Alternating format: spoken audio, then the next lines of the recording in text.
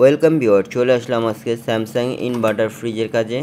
তো এখানে আমরা ফ্রিজটিকে চেক আপ করে প্রবলেম পেলাম হলো ফ্যানটি।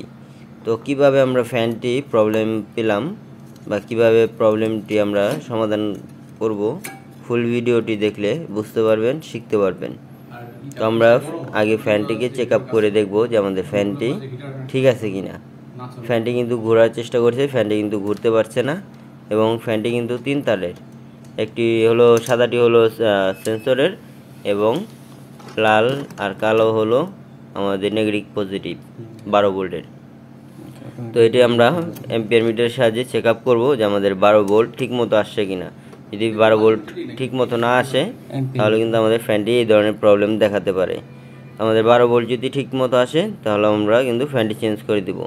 তো দেখতে পাচ্ছেন আমাদের 12 ভোল্ট কিন্তু ঠিকঠাকই দেখাচ্ছে, তার মানে আমাদের ফ্যানটি কিন্তু খারাপ আছে। তো আমরা ফ্যানটি চেঞ্জ করে দিব। তো এই ফ্যানগুলো যারা খুঁজে পাচ্ছেন না তারা আমাদের সাথে যোগাযোগ করতে পারেন স্ক্রিনে দেওয়া নম্বরে। আমরা কিন্তু এই ফ্যানগুলো ম্যানেজ করে দিতে পারবো আপনাদেরকে। এই ফ্যানগুলোর দাম একটু বেশি, তো কেউ চিন্তা করবেন না, আপনারা স্ক্রিনে দেওয়া নম্বর যোগাযোগ করবেন, আমরা যতটুকু পারি কম রাখার চেষ্টা করব। এবং আমাদের পুরো ফ্রিজটা কিন্তু আইস দিয়ে ভরে গেছে। আমাদের ফ্যানটি প্রবলেম ছিল, আমরা ফ্যানটি চেঞ্জ করে দিয়ে কাজটি কমপ্লিট করে দিব।